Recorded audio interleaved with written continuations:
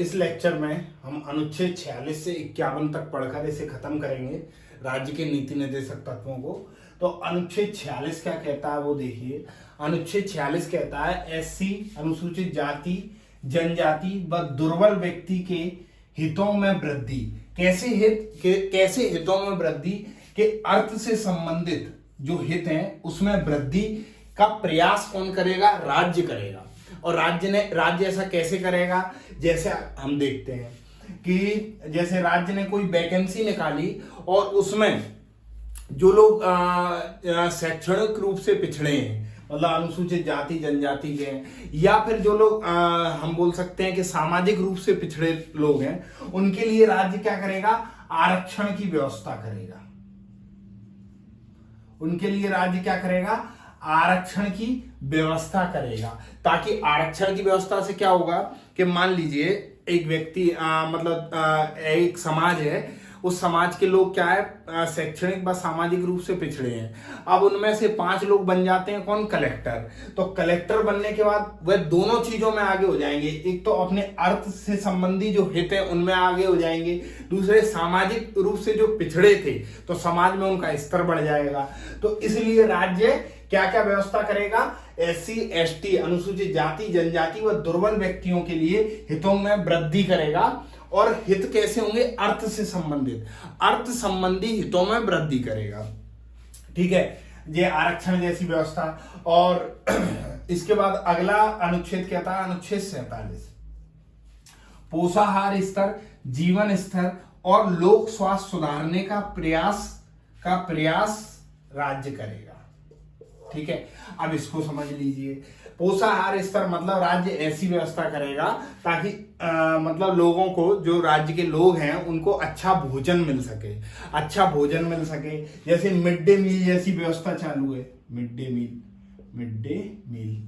ठीक है, जीवन स्तर में सुधार के लिए मतलब राज्य ऐसी, जैसे प्रधानमंत्री आवास योजना और भी तमाम ऐसी योजनाएं चल रही है जिससे उनके जीवन स्तर में सुधार हो। ठीक है, फिर लोक स्वास्थ्य सुधारने, मतलब जैसे जगह जगह जो चिकित्सालय खुल रहे हैं, निःशुल्क चिकित्सालय, अब तो ग्राम चिकित्सालय तक खुल रहे हैं, तो ये प्रयास कौन करेगा? राज्य करेगा। अनुच्छेद 47 कहता है पोषण स्तर, जीवन स्तर और लोक स्वास्थ्य को सुधारने का प्रयास राज्य करेगा। इसी के साथ राज्य जो मादक पदार्थ हैं, मादक पदार्थ कैसे? जो व्यक्ति के स्वास्थ्य के लिए हानिकारक है, उनको रोकने का प्रयास करेगा। अब रोकेगा कि नहीं वो आप लोग भी जानते हो, मैं भी जानते हो। मादक पदार्थों में मुख्यतः दारू, हम बोल सकते हैं शराब, ठीक है, सिगरेट, तंबाकू, जिससे लोगों के स्वास्थ्य पर हानि पहुंचती है। तो इसको रोकने का प्रयास कौन करेगा? राज्य करेगा। क्या करेगा? प्रयास करेगा। रोकेगा या नहीं वो आपको भी पता है, मुझे भी पता है। तो ऐसा कार्य करेगा, ये अनुच्छेद 47 कहता है। इसीलिए नीति निर्देशक तत्वों को मौलिक अधिकार में सम्मिलित नहीं किया गया था, या नीति निर्देशक तत्वों को मौलिक अधिकार जैसा नहीं बनाया गया कि हम अगर इनका उल्लंघन होता है तो हम न्यायालय में जा सकते हैं। क्यों? क्योंकि मान लीजिए राज्य लाइसेंस देते हैं दारू का, और राज्य दारू बेचवा रहा है, समझिए, तो आप न्यायालय में जाके बोल सकते हैं, लेकिन आप न्यायालय जा ही नहीं सकते क्योंकि नीति निर्देशक तत्व का आर्टिकल 37 कहता है कि नीति निर्देशक तत्व जो है न्यायालय में प्रवर्तनीय नहीं है। इसके बाद अगला अनुच्छेद है अनुच्छेद 48, कृषि व पशुपालन का संगठन। अब इसको और समझ लीजिए। कृषि मतलब राज्य ऐसी व्यवस्था करेगा कि कृषि कैसी होगी? तकनीकी कृषि होगी। कृषि जैसे मृदा स्वास्थ्य कार्ड जैसी जो योजनाएं चल रही हैं वो कहीं ना कहीं तकनीक से जोड़ रही हैं। उसी प्रकार पशुपालन पर जोर देगा। पशुपालन में अच्छी नस्लों की गायों को मंगाया जाएगा, और भी तमाम ऐसी चीजें जो पशुपालन को बढ़ावा देती हैं उसका कार्य करेगा। इसके साथ साथ इसमें लिखा नहीं है, राज्य दुधारू पशुओं के वध पर रोक लगाएगा। दुधारू पशु जैसे गाय भैंस जो दुधारू पशु हैं उनके वध पर रोक लगाए। यह गांधी जी की विचारधारा से प्रभावित है, अलग से देख लीजिए। ठीक है, दुधारू पशुओं पर रोक लगाएगा। 48A, ये 42वें संविधान संशोधन, मैं लिख दूं, 42वें संविधान संशोधन 1976 द्वारा जोड़ा गया है। इसमें पर्यावरण संरक्षण व वन्य जीवों का संरक्षण, राज्य ऐसी व्यवस्था करेगा जिससे उस क्षेत्र का पर्यावरण सुरक्षित रह सके, उसके साथ साथ जो वन में जो जीव रह रहे हैं, वनों को सुरक्षित रखा जा सके और वन में जो जीव रह रहे हैं उनको भी सुरक्षित रखा जा सके। तो इस प्रकार अनुच्छेद 48 खत्म। तो चलिए अब नीति निर्देशक तत्वों के अगले 3 अनुच्छेदों के बारे में चर्चा करते हुए इन्हें खत्म करते हैं। तो अनुच्छेद 49 बार बार आ रहा, अनुच्छेद 49 क्या कहता है, और इससे पहले शायद दूसरी जो वीडियो थी, इससे दो वीडियो पहले मैंने 39 की जगह शायद 29 बोला है। ठीक है, तो चलिए अब 49 की बात करते हैं। 49 कहता है राष्ट्रीय महत्व की स्मारक स्थान व वस्तुओं का संरक्षण कौन करेगा? राज्य करेगा। राष्ट्रीय महत्व की जितनी भी चीजें हैं, जैसे लाल किला है, ताजमहल है, ठीक है, और तमाम दार्शनिक स्थान है, क्या बोलते हैं ये आपका कुतुब मीनार है, ठीक है, चार मीनार है, इस तरीके की जितनी भी जो राष्ट्रीय महत्व की स्मारकें, स्थान है, व वस्तु हैं, उनकी रक्षा कौन करेगा? राज्य करेगा। जैसे आपने देखा होगा आज से कुछ समय पहले किसान आंदोलन के बीच लाल किले वगैरह पे एक अलग टाइप की गतिविधि चली थी, देश विरोधी गतिविधियां चली थी। तो उसके लिए राज्य ने कदम उठाए थे, क्योंकि वह क्या है, राष्ट्रीय महत्व की स्मारक हैं, तो उनकी रक्षा कौन करेगा? राज्य करेगा। फिर अनुच्छेद 50 कहता है कार्यपालिका व न्यायपालिका का पृथक्करण। पृथक्करण मतलब अलग अलग। देखिए यहां पर दोनों को अलग अलग कार्य दिए गए हैं। कार्यपालिका का काम है मुख्यतः कानून जो बनाए गए हैं उन कानूनों को लागू कैसे किया जा रहा है, लागू करवाना। और न्यायपालिका का काम है कि कानून जो है उनके अगर कोई वो कर रहा है, क्या बोलते हैं, उनका हनन कर रहा है या वो उनका उल्लंघन कर रहा है, तो हम उसके खिलाफ कार्रवाई करेंगे। ये न्यायपालिका का काम है। एग्जाम्पल से समझिए, आप गाड़ी चला रहे हैं, 2 व्हीलर, एक बाइक चला रहे हैं आप, और आपको एक पुलिस वाले ने पकड़ा, और पुलिस वाले क्या है कि आप हेलमेट नहीं लगाए हैं, तो पुलिस वाले आया और पुलिस वाले ने आके आप में 4-5 दे दी। क्या करा? 4-5 दे दी, मतलब कनपटी।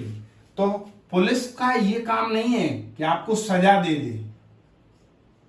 पुलिस का काम है आप पर अगर लाइसेंस, हेलमेट जो भी नहीं है तो आपके खिलाफ कार्रवाई करें, और कार्रवाई जब होगी तो कार्रवाई कहां होगी? न्यायालय में होगी। तो न्यायालय सुनाएगा फैसला कि आप पे 4 चांटे पड़ने चाहिए या नहीं पड़ने चाहिए। तो इसलिए एग्जाम्पल मैंने इसलिए दिया कि कार्यपालिका कौन हो गई? पुलिस, और न्यायपालिका हो गई न्यायालय, और बीच में आप, तो दोनों का अलग अलग काम है। तो अगर पुलिस यहां मारेगी तो पुलिस गलत होगी। भाई पुलिस का काम ये थोड़ा है कि सजा दे दे किसी को, सजा का काम न्यायपालिका का है। तो इस तरीके की बात कौन सा अनुच्छेद कहता है? अनुच्छेद 50। अब अनुच्छेद 51 की बात कर लेते हैं। अनुच्छेद 51 कहता है अंतरराष्ट्रीय शांति व सुरक्षा में वृद्धि करना। अब देखिए राज्य ऐसी नीति बनाएगा, देखिए राज्य में जब भी बोलूं तो आप आर्टिकल 12 या आर्टिकल 36 को ही पढ़ेंगे। केंद्र, राज्य, स्थानीय स्तर के सभी प्राधिकारी राज्य की परिभाषा में शामिल होंगे। तो राज्य क्या करेगा? अंतरराष्ट्रीय शांति सुरक्षा में वृद्धि करने का प्रयास करेगा। कैसे? मान लीजिए 2 देशों में विवाद चल रहा है, तो राज्य जो है इन दोनों के बीच समझौता करवाने का प्रयास करेगा। ठीक है, गुट निरपेक्षता को अपनाएगा, मतलब कि 2 देश है, किसी भी एक देश के पक्ष में नहीं रहेगा। तो ये राज्य की अंतरराष्ट्रीय शांति के लिए ये प्रावधान दिया गया। अच्छा, इसको और अच्छे से थोड़ा सा और एग्जांपल में समझते हैं कि मान लीजिए आपके देश में इंग्लैंड से अंग्रेज आए, तो अब अंग्रेज आए तो आपने अंग्रेजों को देख के आप तो भड़क गए कि यार इन्होंने हमें गुलाम किया, ये वो तमाम चीजें। तो आप तो गए और सीधे अंग्रेजों पर आपने कर दिया आक्रमण। क्या? अंग्रेज तो हमारे दुश्मन है। तो ऐसा ना करे, ऐसा नहीं होगा। मतलब ऐसा होने से बचाने के लिए राज्य प्रयास करेगा। ये इसी के एग्जाम्पल के अंतर्गत मैं एग्जाम्पल देकर बता दिया कि अंतरराष्ट्रीय, क्योंकि मान लीजिए आपने इस पर हिंसक आक्रमण कर दिया और फिर ये अपने देश गया, तो अपने जब देश जाएगा तो अंतरराष्ट्रीय शांति, जब देश जाएगा तो आपके देश में जो व्यवहार आपने किया है वो अपने देश में बताएगा, तो आपके देश और उनके देश के संबंध के बीच टकराव होगा। टकराव क्या, खराब होंगे, तो खराब होंगे तो अंतरराष्ट्रीय शांति भंग होगी। तो इसको रोकने के लिए राज्य इस प्रकार के कदम उठाएगा। तो अनुच्छेद 49, 50 और 51 के साथ हम नीति निर्देशक तत्वों के 3 लेक्चरों को पूरी तरीके से खत्म कर अब अगले चरण में पहुंचेंगे, जिसका नाम होगा मूल कर्तव्य। मूल कर्तव्य के बारे में थोड़ा सा जान लीजिए। मूल कर्तव्य मूल संविधान में नहीं थे, ये 42वें संविधान संशोधन 1976 द्वारा जोड़े गए स्वर्ण सिंह समिति की सिफारिशों पर, और ये हमने सोवियत संघ रूस से लिए थे। सोवियत संघ नाम था पहले उसका, सोवियत संघ।